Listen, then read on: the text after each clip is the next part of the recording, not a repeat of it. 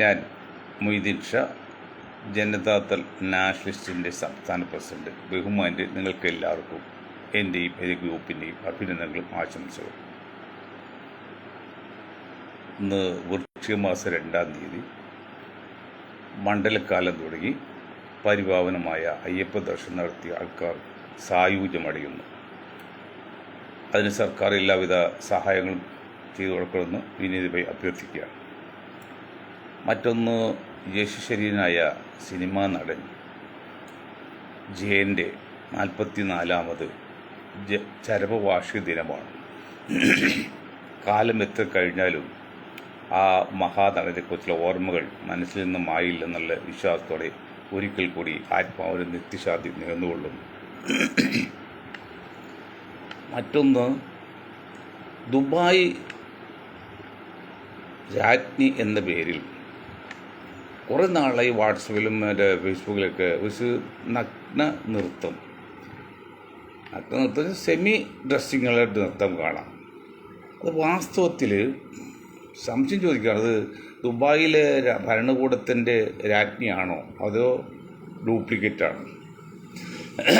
ഇത് പറയാൻ കാരണം, സൗദി അറേബ്യയിൽ റിയാദിൽ നടന്ന ഒരു ടൂറിസ്റ്റ് മേളയിലും മറ്റോ മക്കത്തിൻ്റെ രീതി, കഅബത്തിൻ്റെ രീതിയിൽ ഒരു കറുത്ത ബോക്സിനാക്കി അതിൽ നിന്ന് നഗ്ന നടികൾ അല്ലെങ്കിൽ ഡാൻസുകാരൊക്കെ ഇറങ്ങി വരുന്നത് കാണുന്നുണ്ട്. അതെന്തുമാത്രം ശരിയുണ്ടെന്ന് അറിയില്ല. അത് ശരിയാണെങ്കിൽ പോലും തെറ്റിദ്ധരിക്കേണ്ട കാര്യമില്ല. കാരണം 1400 വർഷം മുമ്പ് പ്രവാചകൻ പറഞ്ഞു അവസാന നാളിൽ ഇതും ഇതിനപ്പുറം നടക്കും. അവസാന നാളിൽ പ്രവാചകൻ മുഹമ്മദ് നബി പറഞ്ഞ ഒരു വാക്ക്, തെരുവിൽ പരസ്യമായിട്ട് വ്യഭിചരിക്കുന്നത് കണ്ടു കഴിഞ്ഞാൽ, ഹേ മനുഷ്യ, നിനക്കത് മാറി എന്ന് ചെയ്തുകൂടെ എന്ന് പറയുന്ന ഒരുത്തനുണ്ടെങ്കിൽ ആ കാലമാണ് ഏറ്റവും നല്ല കാലം. പക്ഷെ അങ്ങനെ ഒരുത്തൻ ഇല്ലാത്ത കാലം വരുമെന്ന് പറഞ്ഞു. ഇന്നും നമ്മളൊന്ന് ആലോചിച്ച് നോക്കും. പണ്ടൊക്കെ ഞാൻ മൊയ്തീൻ ഷാ എന്നെ ഒരു അസ്ഥാനത്ത് കണ്ടു കഴിഞ്ഞാൽ എനിക്ക് തന്നെ ലജ്ജയുണ്ട്, നാട്ടുകാർക്കും നാണക്കേടുണ്ട്. ഇന്ന് അങ്ങനെയില്ല. ഏത് സ്ഥലത്തേക്ക് കണ്ടാലും അത് അവൻ്റെ കാര്യം എന്ന് പറഞ്ഞ് നമ്മൾ നമ്മുടെ കാര്യം നോക്കി പോകും. അതിപ്പോൾ യാഥാർത്ഥ്യമായിട്ടില്ല, അതൊരു ഭംഗി വാക്കല്ല, യാഥാർത്ഥ്യമായിട്ട്. അപ്പോൾ അതിൻ്റെയൊക്കെ മറുവശമാണ് നമ്മളെല്ലാം പ്രതീക്ഷിക്കണം. പിന്നെ സന്ദീപ് വാര്യരാണ് ഇപ്പോൾ ഏതാണ്ട് കുറേ ദിവസമായിട്ട് ചാനലിൽ ചർച്ചയുടെ ഒരു കേന്ദ്രം. സന്ദീപ് വാര്യർ മാനസാന്തരപ്പെട്ട് കോൺഗ്രസ് ചേർന്നു. ഇതൊക്കെ നല്ല കാര്യം, തെറ്റുന്നില്ല. ഇവിടെ നമ്മൾ മനസ്സിലാക്കേണ്ട കാര്യമുണ്ട്. കോൺഗ്രസ് നേതാക്കളും കമ്മ്യൂണിസ്റ്റ് നേതാക്കളും എന്തുകൊണ്ടാണ് കേരളത്തിലെങ്കിലും BJP തകരാൻ കാരണം?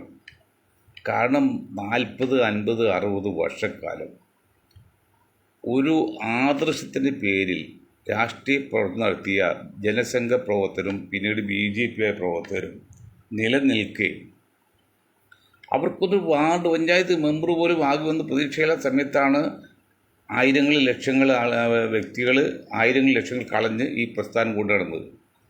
അവർ വളർന്നു വന്നപ്പോൾ അവർക്ക് അവസരം കൊടുക്കാതെ കേന്ദ്ര നേതൃത്വം, സുരേഷ് ഗോപി, പിന്നെ കണ്ണന്താനം, അങ്ങനെ മറിച്ചത് യാതൊരു ബന്ധവുമില്ലാത്ത, പാർട്ടിയായിട്ട് ഒരു പരിചയവും ഇല്ലാത്ത വൻ തോക്കുകളെ അല്ലെങ്കിൽ വൻ പണക്കാരെ സ്ഥാനം ഏൽപ്പിച്ചപ്പോൾ സ്വാഭാവികമായും BJPക്ക് വേണ്ടി തല്ലുകൊണ്ട് അടിയന്തരാവസ്ഥ കാലഘട്ടത്തിലേക്ക് കൊച്ചു കേരളത്തിൽ പോലും പോലീസിൽ നിന്ന് ഭീകരമായി ആക്രമണമേറ്റ RSS എനിക്കറിയാം. എനിക്ക് എല്ലാ മേഖല ആൾക്കാരുടെ സുഹൃത്തുക്കളുണ്ട്.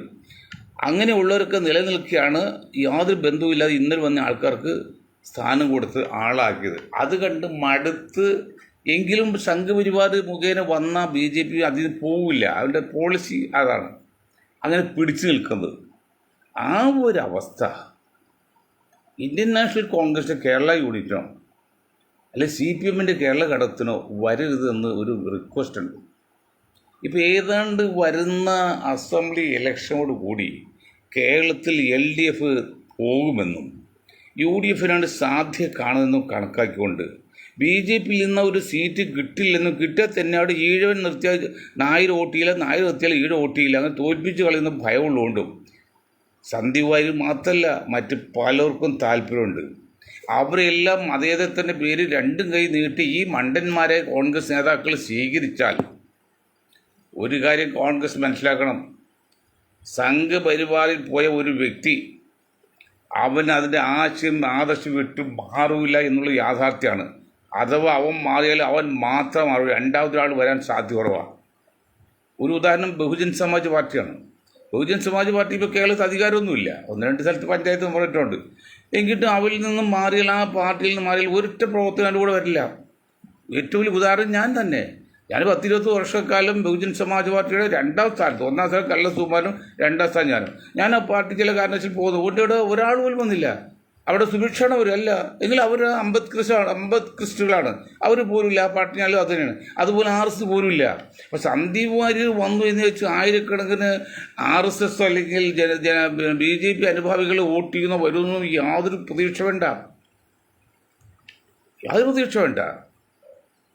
ഈ കളിയെല്ലാം കളിക്കുമ്പോൾ കോൺഗ്രസ്സുകാർ മനസ്സിലാക്കണം, കമ്മ്യൂണിസ്റ്റുകാർ മനസ്സിലാക്കണം, BJP എന്നുള്ളത് പാലക്കാട് മേഖലയിൽ ഇപ്പോഴത്തെ സ്ഥാനാർത്ഥി നിർണയവും മത്സരമൊക്കെ വളരെ ഗോപ്യമാണ്, രഹസ്യമാണ്. ഒരു മുൻകൈ ഇല്ലാതെ ഒരു മുന്നേറ്റം പുറത്ത് കാണിച്ചാൽ ക്രോസ് വോട്ട് ചെയ്ത് തോൽപ്പിക്കും. അതുകൊണ്ട് ഒരു മുന്നേറ്റം ഉണ്ടെന്ന് കാണിക്കില്ലെന്ന് മാത്രമല്ല, പറയപ്പെട്ട ഒരു ദേശീയ നേതാക്കൾ പോലും അവിടെ മത്സരിക്കാൻ പറ്റില്ല, പ്രചാരണത്തിന് പറ്റില്ല. കാരണം ഗോപ്യമായിട്ട് രഹസ്യ പ്രവർത്തനമാണ്. ആ രഹസ്യ പ്രവർത്തനത്തിൽ BJPയോട് ജയിച്ചുകൂടാന്ന് ഇപ്പോഴും പറയാൻ പറ്റില്ല. സന്ദീപ് വാര്യർ വന്നതിൻ്റെ പേരിലൊന്നും BJPയെ തോൽപ്പിക്കാൻ പറ്റുമെന്നുള്ളതില്ല. അപ്പം അതുകൊണ്ട് ഒരു കാര്യം മനസ്സിലാക്കേണ്ടത്, BJPയോട് ജയിക്കുമെന്ന് സുരക്ഷമായിട്ട് പറയുന്നല്ല, പക്ഷെ അവർ പ്രവർത്തനം മോശമാണെന്നും അല്ലെങ്കിൽ ദേശീയ നേതാക്കൾക്ക് വരുന്നില്ലെന്നും ധരിക്കരുത്. അതെല്ലാം അണ്ടർഗ്രൗണ്ടിലാണ്, രഹസ്യമാണ് പ്രവർത്തനം മുഴുവൻ. അതല്ലെങ്കിൽ ഈ ക്രോസ് വോട്ട് വരുന്ന പേരില്ല. അങ്ങനെ നിൽക്കുമ്പോൾ പല BJPക്കാരും സ്ഥാനമാനങ്ങൾ മോഹിച്ച്, ഇപ്പോൾ സന്ദീപ് വാര്യർ വന്ന് സ്ഥാനമാനം മോഹിച്ചല്ലേ, അല്ലാതെ ആദർശപരമായിട്ട് മാറിയതാണോ? അല്ലല്ല, സ്ഥാനമാനങ്ങൾ മോഹിച്ചാന്ന് വ്യക്തം. ഇപ്പോൾ ഒറ്റപ്പാലം സീറ്റ് കൊടുക്കാനും KPC ഭാരവാഹിത്വം കൊടുക്കാനും ഗ്യാരണ്ടി കൊടുത്താണ് ഇപ്പോൾ ഒറ്റങ്ങട്. അതിന് കോൺഗ്രസ് നേതാക്കൾക്ക് ചില അജണ്ടയുണ്ട്. കാരണം എന്താ, അവിടെ നിന്ന് ഷാഫി കൊടനിലക്ക് ഒരു കാരണവശാലും കോൺഗ്രസിന് തോൽക്കാൻ പാടില്ല. തോറ്റാന് വലിയ വില കൊടുക്കേണ്ടി വരും KC വേണുഗോപാലും കോൺഗ്രസ് ചില നേതാക്കളും. അതുകൊണ്ട് RSS അല്ല, ഏത് S ആണെങ്കിലും അവർ എടുക്കും, എന്ത് വാഗ്ദാനം കൊടുത്തെടുക്കും. അത് അവരുടെ നിലനിൽപ്പിൻ്റെ ആവശ്യമായിട്ട് വന്നു. കാരണം ഒരു കാരണത്തിൽ ഷാഫിയോട് മാറ്റേണ്ട ആവശ്യമില്ല. അത് ഷാഫി മാറ്റിയപ്പോൾ നിങ്ങൾ ഒരു കാര്യം മനസ്സിലാക്കണം, ഷാഫി മാറ്റിയത് 20 സ്ഥാനത്ത് ഒരു സീറ്റാണ് കൊടുത്തത്. 40% മുസ്ലിങ്ങളുടെ കേരളത്തിൽ ഒരു സീറ്റാണ് കോൺഗ്രസ് കൊടുത്തത്. അത് കൊടുത്തു അത് ഒരു മുസ്ലിം കൊണ്ടെന്ന് മാറ്റി. ഈ ഷാഫിയെ തന്നെ അറിയാമല്ലോ, മുസ്ലിം സമുദായത്തിൻ്റെ ആ രീതിയൊക്കെ ആയിട്ട് ഒരു ബന്ധമില്ല എന്നാണ് ഞങ്ങൾക്കുള്ള റിപ്പോർട്ട്. നമ്മൾ അത് പറയുന്നില്ല. പക്ഷേ അത് മാറ്റിപ്പോൾ കൊടുത്ത് അവിടെ അവർ മുസ്ലിം അവിടെ മാറ്റി വേറെ കൊടുത്ത്. അപ്പം ഞാൻ വല്ല വീൽ കൊടുക്കുമല്ലോ, ഒരു നെറ്റ് മാറ്റി മറ്റു നെറ്റ് ഇടും, പുതിയ നെറ്റ് കൊടുക്കൂല. അതുപോലെയാണ് ഷാഫി അവിടെ നിന്ന് മാറ്റി കോൺഗ്രസ് എന്ത് ചെയ്ത് വടകരയിലിട്ട് പകരം അവിടെ ഇങ്ങനെ കൊടുത്ത് യൂത്ത് കോൺഗ്രസിൻ്റെ ആൾക്ക്. അപ്പോൾ അവിടെ സമുദായത്തിൻ്റെ നേട്ടം കിട്ടിയോ? അപ്പോൾ ഈ സമുദായത്തെ ചൂഷണം ചെയ്തുകൊണ്ട് വ്യക്തമായിട്ട് കോൺഗ്രസോട് പറയാണ്, ഈ സമുദായത്തെ ചൂഷണം ചെയ്തുകൊണ്ട് നിങ്ങൾ കൊഞ്ഞാക്കുകളുടെയും തങ്ങളുടെയും പേര് പറഞ്ഞ് നിങ്ങൾ കളിച്ചാൽ LDF വീണ്ടും അധികാരത്തിൽ വരും. ഞാൻ സുധാകരനോടും മറ്റ് KPCC ഭാരവാഹികളോടും കോൺഗ്രസ്സായിട്ടൊക്കെ പറയാണ്, നിങ്ങൾ കാണിക്കുന്ന എല്ലാ മണ്ടത്തരാണ്.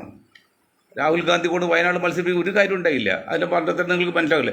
ഇതും മണ്ടത്തരം തന്നെയാണ്. അപ്പം നിങ്ങൾ കുഞ്ഞാക്ക ഞങ്ങളുടെ കൂടെയുണ്ട് അല്ലെങ്കിൽ തങ്ങൾ കൂടെയുണ്ട് എന്നുള്ള പേരിൽ 40% മുസ്ലിങ്ങളുടെ വോട്ട് കിട്ടുമെന്ന് നിങ്ങൾ ധരിച്ച് അവർ മാന്യമായിട്ട് അംഗീകാരം ഉറപ്പ് കൊടുക്കാതെ ഇപ്പം എന്താണെന്നല്ലേ, ഒരാൾ നിങ്ങൾ ആലോചിച്ച് നോക്ക്, ബുദ്ധിയുള്ള ജനങ്ങൾ. നിങ്ങൾ മുസ്ലിം സമുദായം ഇന്ന് മണ്ടനാണോ? എല്ലാവരും മണ്ടനാണോ? നിങ്ങൾ ചൂഷണം ചെയ്യല്ലേ ഈ പാർട്ടികൾ? എന്താ കാണുന്നത്? ഒരു ഷാഫിയെ, അത് മുസ്ലിം നാമധാരി മാത്രമേ ഉള്ളൂ, മുസ്ലിമായിട്ട് ഒരു ബന്ധമില്ലെന്ന് പറഞ്ഞ്. രൂപം ഭാവവും പ്രസംഗം പ്രവൃത്തിയൊക്കെ ഉണ്ടെങ്കിൽ യാതൊരു ബന്ധമില്ല. അല്ലെങ്കിൽ അങ്ങേര് പോയി എന്ത് ചെയ്യും? ദൃഢപ്രതിജ്ഞ എടുക്കുമോ? ദൃഢപ്രതിജ്ഞ എടുക്കുന്ന ആരാണ്? നിരീശ്വരവാദികളാണ്. യുക്തിവാദികൾ പോലുമില്ല. യുക്തിവാദികൾ പോലും ദൃഢപ്രതിജ്ഞ. നിരീശ്വരവാദികൾ മാത്രമേ ഇന്ത്യൻ രാഷ്ട്രീയത്തിൽ ദൃഢപ്രതിജ്ഞ എടുക്കുകയുള്ളൂ. കാരണം ഒരു മുസൽമാൻ, ഒരു ക്രിസ്ത്യാനി, നമ്മൾ ഇടതുപക്ഷത്തിൽ മത്സരിച്ച നമ്മുടെ ഇപ്പോഴത്തെ ആരോഗ്യ വകുപ്പ് മന്ത്രി അവർ പോലും ദൃഢപ്രജ്ഞ അല്ല എടുത്തത്. അവർ ബൈബിളിൽ ദൈവനാമത്തിലാണ്. എന്നിട്ട് ഈ മഹാൻ എന്നാണ് ഈ ഷാഫി എന്ന മഹാൻ, അതിൻ്റെ മുഖം നോക്കുക. ഇസ്ലാമിൻ്റെതായി എന്തെങ്കിലും ആ മുഖത്ത് പ്രതിഷ്ഠ കാണുന്നുണ്ടോ? ഓക്കെ, ഞാൻ കുറ്റപ്പെടുത്തില്ല. ഇപ്പോൾ ഞാൻ എൻ്റെ മുഖം അതുപോലെ താടിയൊന്നുമില്ല, ഞാൻ ഇതൊക്കെ എങ്കിലും ഞാൻ ദൃഢപ്രജ്ഞയല്ല ചെയ്യുന്നത്, ഞാൻ അള്ളാഹു തന്നെ പ്രതിജ്ഞ അങ്ങനെ ചെയ്ത് പോട്ടെ. എന്നിട്ട് പകരം വച്ചോ? നിങ്ങൾ ആലോചിച്ച് അയാൾ മാതിരി വേറൊരാൾ വെച്ച് അവന് മുസ്ലിങ്ങൾ സമുദായത്തിൽ എന്തോടോ കിട്ടുന്നത്. അപ്പം ഇങ്ങനെ ചൂഷണം ചെയ്ത് മുസ്ലിം സമുദായത്തെ ഒതുക്കാറ് നശിപ്പിക്കാൻ നോക്കിയാൽ സാമൂഹ്യ നീതിക്ക് വേണ്ടി പ്രവർത്തിക്കുന്ന മൊയ്തീൻ ഷാ, എല്ലാവർക്കും തുല്യനീതി എന്ന് വേണമെന്ന് പറയുന്ന മൊയ്തീൻ ഷാ, ഒരിക്കലും മൊയ്തീൻ ഷാ വർഗീയവാദിയാവില്ല, മതേതരവാദി തന്നെ ആയിരിക്കും, ദേശീയവാദി തന്നെ ആയിരിക്കും. ഒരിക്കലും ഭീകരവാദിയോ. പക്ഷേ അങ്ങനെ നിൽക്കുമ്പോൾ തന്നെ ജനസംഖ്യാനുപാതികമായി സംവരണം എല്ലാവർക്കും തുല്യനീതി ലഭിക്കണ്ടേ? അതല്ലേ നമ്മൾ അങ്ങനെ ലഭിച്ച ഒരാളെടുത്ത് മാറ്റിയിട്ട് ഇപ്പം അവിടെ നിന്നിട്ട് വേറെ ആൾ വെച്ചു. എന്തൊരു നീതിയുടെ കോൺഗ്രസ് അരുത്, ഇതൊക്കെ പറയാൻ ഒരു കുഞ്ഞോലും ഇല്ലെന്നുള്ളതാണ്. അപ്പം അതുകൊണ്ട് ഇനി ആൾ വരും, ഇയാൾ വരും, കോന്നം വരും, ചാക്കോ വരും, തോമസ് വരും, ഒക്കെ വരും BJP. ഇതൊക്കെ വന്നു കഴിഞ്ഞ അവസ്ഥ നിങ്ങൾ അവർക്കെല്ലാം സീറ്റൊക്കെ പണ്ട് കൊടുത്തു കഴിഞ്ഞാൽ വട്ടപൂജ എണ്ണി അടുത്ത് വീണ്ടും ഇലക്ഷൻ വരുമ്പോൾ LDF ഭരണത്തിൽ വരും. അങ്ങനെയുള്ള അഭ്യാസം കാണിക്കരുത്. ഞാൻ വീണ്ടും കോൺഗ്രസ് നേതാക്കൾ പറയണത്, ഞാൻ മുസ്ലിം ലീഗ് വിരോധിയല്ല, കുഞ്ഞാക്കാനോ അല്ലെങ്കിൽ തങ്ങളുണ്ടെന്ന് പറഞ്ഞുകൊണ്ട് നിങ്ങൾ മുസ്ലിം സമുദായത്തിന് ഒതുക്കിയാൽ അല്ലെങ്കിൽ അവസരം കൊടുത്തില്ലെങ്കിൽ നിങ്ങൾ കൂടുതലൊന്നും കൊടുക്കണ്ടെന്ന്, മറ്റുള്ളവർക്ക് കിട്ടുപോലെ കൊടുത്താൽ മതി. മറ്റുള്ളവർ കിട്ടുപോലെ കൊടുക്കണ്ടേ, അവർക്ക് കിട്ടിയൊരു പകുതിയിലും കൊടുക്കണ്ടേ? നിങ്ങൾ ആലോചിച്ച് 20 സീറ്റുണ്ട് ഇനി പാർലമെൻറ്റിലേക്ക്, 7 സീറ്റ് അർഹതനായിട്ട് നിങ്ങൾ ഒരു സീറ്റാണ് നിങ്ങൾ കൊടുത്തത്, ബാക്കി 2 ലീഗിന് കൊടുത്തു. ഓക്കെ, ആ ലീഗിന് 2 കൊടുത്തപ്പോൾ ലീഗ് എത്ര ശതമാനം വോട്ടുണ്ട്? കേരള രാഷ്ട്രീയത്തിൽ ലീഗിന് മുസ്ലിം സമുദായത്തിൽ 4 വോട്ടുള്ളൂ, ബാക്കി 3 വോട്ട് പുറത്ത് കിടക്കണം. ഈ കണക്കുമൊക്കെ നിങ്ങൾക്കറിയില്ലേ? ഈ കണക്ക് ഞങ്ങൾ കാണിച്ചു തരാം. ഇവിടെ ആരോടും വ്യക്തിപരമാക്കിയോ അല്ലെങ്കിൽ കുറ്റപ്പെട്ടല്ല. സാമൂഹ്യ നീതി, social justice, voice four voiceless, അതിനെ നമ്മൾ ഉദ്ദേശിക്കുന്നത് അത് വേണം. അല്ലാതെ അവിടെ സമുദായ ജാതി മതം നോക്കി പോയിട്ട് കാര്യമില്ല, ഒതുക്കൽ നിർത്തണം. ഇപ്പോൾ ഒരു കാര്യം മനസ്സിലാക്കാമല്ലോ, ഇപ്പോൾ മറ്റേ മുനമ്പം വിഷയത്തിൽ, വഖഫ് വിഷയത്തിൽ ടൈംസ് ഓഫ് ഇന്ത്യ പ്രസിദ്ധീകരിച്ച ഒരു ലേഖനമുണ്ട് ഇന്നലെ. ടൈംസ് ഓഫ് ഇന്ത്യ എന്ന് പറഞ്ഞത് മുസ്ലിം പത്രമല്ല, വഖഫിൻ്റെ പത്രമൊന്നുമില്ല, നല്ലൊരു സവർണം നടത്തുന്ന പത്രമാണ് ഇന്ത്യൻ്റെ. അതിൽ ആ പത്രത്തിൽ പറഞ്ഞത് 690 പേര് ഉണ്ടെന്ന് പറഞ്ഞതിൽ 121 പേരെ പറ്റാണ് മുക്കുവന്മാരുള്ളൂ, അല്ലെങ്കിൽ മീൻപിടുത്തക്കാരുള്ളൂ, ബാക്കിയെല്ലാം പുറത്തുള്ള ആൾക്കാരാ. അത് നമ്മുടെ സ്വാമി ബാലകൃഷ്ണാജി പറഞ്ഞ പോലെ അവിടെ മുക്കുമാർക്കും ചാൻസ് ഇല്ല, ധീവരസഭയ്ക്കും ചാൻസ് ഇല്ല. അവിടെ ആരാണ് കൈകാര്യം ചെയ്യുന്നത്? അദ്ദേഹം ഇന്നത്തെ പ്രസംഗത്തിൽ കൃത്യമായിട്ട് പറഞ്ഞിട്ടുണ്ട്, ഞാൻ മോഡിയുടെ ആളോ മോഡി ഭക്തനോ പോയിട്ട് ആളുമില്ല, പക്ഷേ ഇവിടെ 10,000-കണക്കിന് നോൺ ഗവൺമെൻറ് ഓർഗനൈസേഷൻ NGOസിന് സർക്കാർ കോൺഗ്രസ് ഭരിക്കുന്ന കോൺഗ്രസിൻ്റെ ഫണ്ടിൽ നിന്നും പിന്നെ വിദേശ രാജ്യങ്ങളിൽ നിന്നും കോടിക്കണക്കിന് രൂപ വന്ന് ചെലവഴിച്ചാൽ ആരാണ് അതിൽ 90% ഫണ്ട് ഉപയോഗിച്ച ആരാണ്? ആ 90% ഫണ്ട് ഉപയോഗിച്ച് ഇവിടെ മതപ്രചാരണം നടത്തിയ ആരാണ്? ഇവിടെ ഹോസ്പിറ്റൽ ഉണ്ടാക്കിയതാണ്, ഇവിടെ പിന്നെ ആശുപത്രി ഉണ്ടാക്കിയത് ഉൾപ്പെടെ വിദ്യാഭ്യാസ സ്ഥാപനങ്ങൾ ഉണ്ടാക്കിയവരാണ്. അവർ തന്നെയാണ് ഇപ്പോൾ മുനമ്പവും കൈകാര്യം ചെയ്യുന്നത്. മുനമ്പം വഖഫ് സ്വത്താണെന്നെങ്കിൽ വഖഫ് സ്വത്ത് വാങ്ങിക്കുന്ന ആര് പറഞ്ഞവരോട്?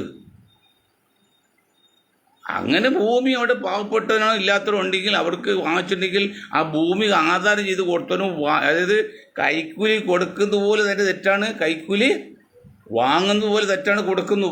അറിയാമല്ലോ, നിയമമുണ്ടല്ലോ. അവിടെ അറിവില്ലായ്മ, അയ്യോ ഞാൻ അറിഞ്ഞില്ല സാർ എന്ന് അത് കാരണമല്ല.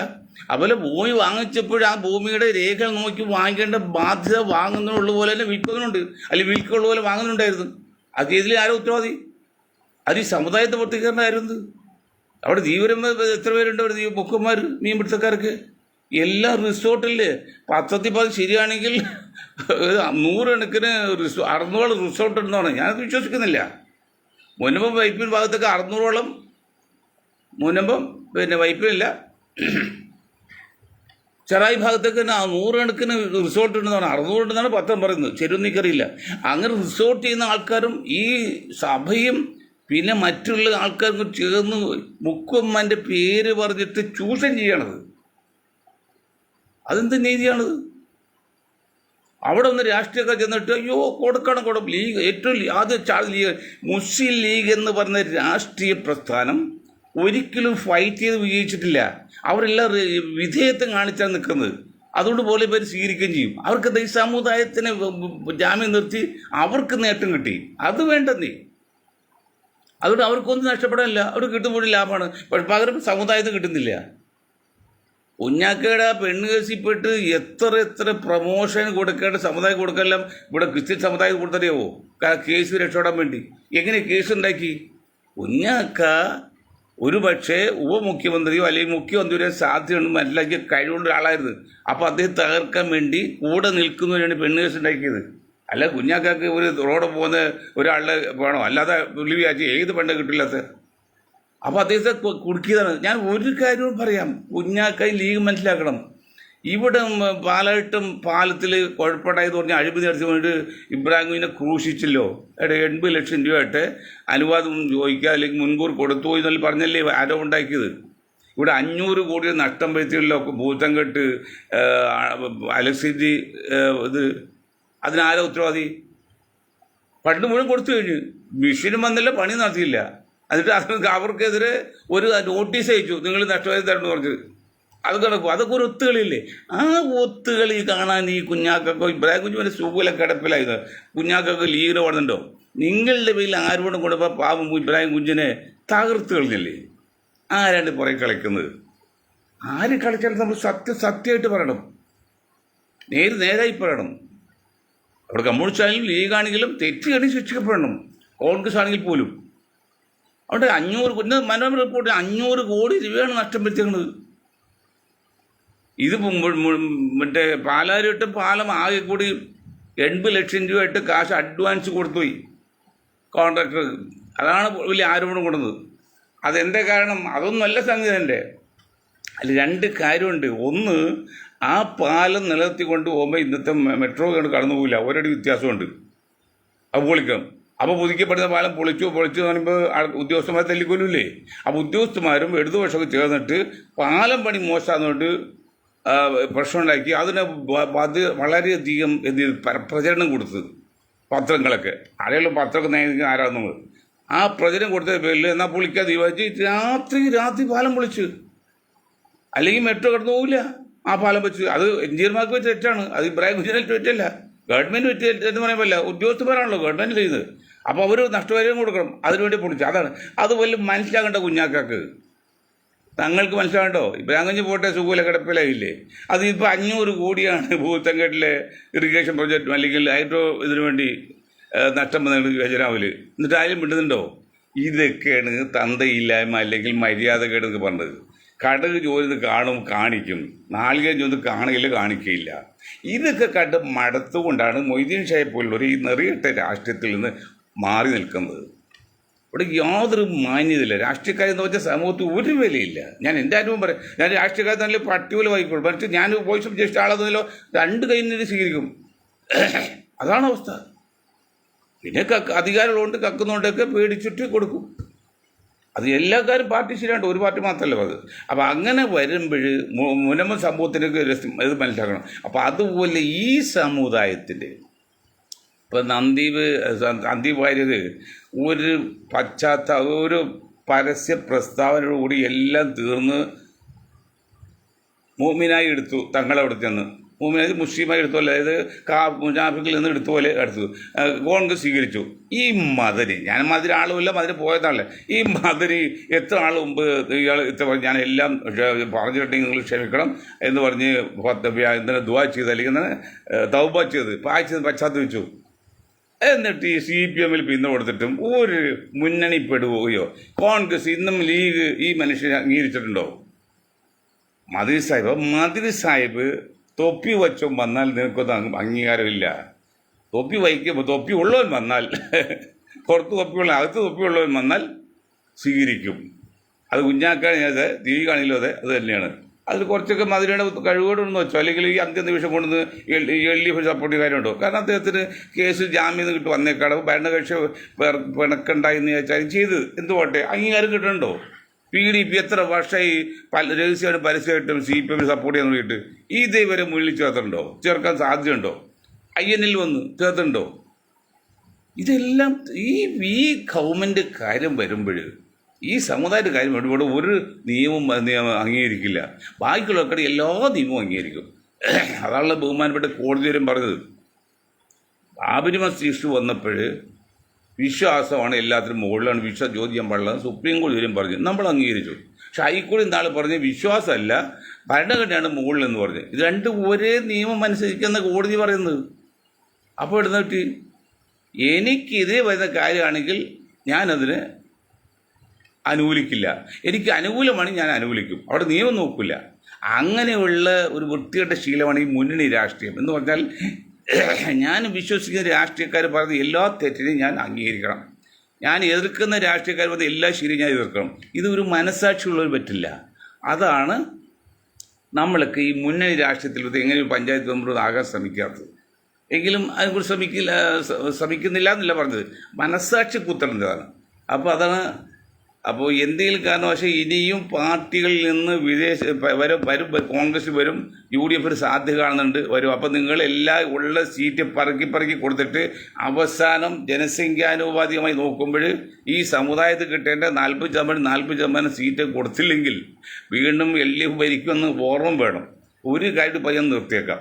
ഇപ്പോൾ ഇന്ത്യ മഹാരാജ്യത്ത് ജാതീയമായി തിരിച്ച് എന്തെല്ലാം ഗവേഷണങ്ങളാണ് നടക്കുന്നത്. അതായത് അമേരിക്കയിലെ 500ഓളം ക്രിസ്തീയ ദേവാലയങ്ങൾ മുസ്ലിങ്ങൾ വാങ്ങിച്ചിട്ടുണ്ട്. പണം കൊടുത്ത് വാങ്ങിച്ചാൽ വെറുതെ അല്ല. കാരണം അവിടുത്തെ നിയമം അനുസരിച്ച് ദേവാലയങ്ങൾ മറ്റ് ബാറിനോ അല്ലെങ്കിൽ വിൽക്കാൻ പാടില്ല, വ്യവസായത്തിന് കൊടുക്കാൻ പാടില്ല. അത് മതസ്ഥാപനങ്ങൾക്ക് മാത്രം കൊടുക്കാവൂ. അപ്പോൾ ഇവിടെ കാശ് കൊടുത്ത് വാങ്ങിക്കാനുള്ള മതസ്ഥാപനം മുസ്ലിങ്ങൾ മാത്രമേ ഉള്ളൂ, ബാക്കി അവിടെ ഇല്ലല്ലോ. ക്രിസ്ത്യൻ മുസ്ലിമാണ് മെയിനായിട്ടുള്ളത്. 500ഓളം പള്ളികൾ ചർച്ച് മുസ്ലിം പള്ളിയാക്കി ഇട്ടിരിക്കുകയാണ്. തന്നെയുമല്ല, ഇനി ഒരു കാര്യം പറയുക, അവിടെ ഞായറാഴ്ച ദിവസം ചർച്ചിൽ എന്ത് ചെയ്യും, കുർബാന കൊടുക്കുമ്പോൾ വെള്ളിയാഴ്ച മുസ്ലിങ്ങൾക്ക് വേണ്ടി ജുമാക്ക് കൊടുക്കും. എന്നിട്ട് അവിടെ ഈ ക്രിസ്തുദേവൻ്റെയൊക്കെ ചിത്രം ഉണ്ടെങ്കിൽ അത് കറക്റ്റായിട്ട് മറക്കും. അത് കഴിയുമ്പോൾ അത് മാറ്റം ചെയ്യും. ഇന്ത്യയിലും അതുപോലെ ചിന്തിക്കാൻ പറ്റുമോ? ഇന്നത്തെ കാലത്ത് പ്രത്യേകിച്ചും ചിന്തിക്കാൻ പറ്റുമോ? മതമൈത്രിക്ക് വേണ്ടി അന്നത്തെ കാതന്മാരും ഉണ്ടാക്കിയാണ് വാവരുസ്വാമിയും അയ്യപ്പസ്വാമിയും പിന്നെ ഒരു ക്രിസ്ത്യൻ അച്ഛനും. അതിനാണ് ഒരു മതസൗഹാർദ്ദത്തിൻ്റെ ലക്ഷ്യമാണ്. ഇപ്പം നെട്ടൂർ പള്ളി, അപ്പുറത്തെ അച്ഛൻ്റെ പള്ളി, ഇപ്പുറത്ത് തൃപ്പൂർത്തെ അമ്പലം, ഇത് മൂന്നൊക്കെ ഒരുമിച്ച് ജാഥയൊക്കെ നടക്കണില്ലേ, ഇതല്ലേ. അങ്ങനെ ഒരു മതസൗഹാർദ്ദം വേണ്ടി പഴയ കാരണന്മാർ പണ്ടുള്ള ആൾക്കാരെ ശ്രമിച്ചു വെച്ചാൽ അതിപ്പോൾ ഇല്ലാതെ ആക്കണം. അവിടെ അയ്യപ്പസ്വാമി വാവരുസ്വാമി തെറ്റിക്കണം, ബാബരി മസ്ജിദ് പൊളിച്ചു പോലെ അതും എന്തെങ്കിലും. ഇതൊക്കെയാണ് പുതിയ ചിന്താഗതി. ഇങ്ങനെയാണോ അമേരിക്കയിൽ നടക്കുന്നത്? ഇന്ത്യയിൽ മാത്രമല്ല ഇത്രയും ഒരു ജാതീയമായിട്ട് സംഘർഷം അല്ലെങ്കിൽ അകൽച്ച ഉണ്ടാക്കി വേർതിരിപ്പുണ്ടാകുന്നത്. ഇതിനൊക്കെ നമുക്ക് എങ്ങനെ പ്രോത്സാഹിപ്പിക്കാൻ പറ്റും? അപ്പം അതുകൊണ്ട് ഒരു കാര്യം പ്രത്യേകം പറയാണ്, ഇനിയും പാർട്ടി വല്ലതും വരും, നിങ്ങളുള്ള ആൾക്ക് സീറ്റുകളൊക്കെ പറക്കി കൊടുത്തിട്ട് അവർ സീറ്റ് പങ്കിടാൻ കാലത്ത് ഈ സമുദായത്തിൽ വരും ഒന്നുമില്ലെങ്കിൽ വീണ്ടും LDF ഭരണം കയ്യിൽ കൊടുക്കരുതെന്ന് വിനീതമായി അഭ്യർത്ഥിക്കുകയാണ്. ഒരു കടി പറയണം, ഇപ്പം മാണി സാറിനെ കുഞ്ഞാക്കൾക്ക് എന്ത് താല്പര്യപ്പെട്ട LDF പറഞ്ഞുവിട്ട് കോൺഗ്രസ്സുകാർ LDF പറഞ്ഞുവിട്ടപ്പോൾ തന്നെ ദൂഷ്യം ആർക്ക് പറ്റി? കോൺഗ്രസിന് വാസ്തുവിൽ കോട്ടയം ജില്ലയിൽ 4 സീറ്റിൽ മത്സരിക്കാൻ കിട്ടും. മത്സരിച്ചാൽ മതിയോ? ജയിക്കണ്ടേ? ജയിച്ചു കിട്ടിയോ?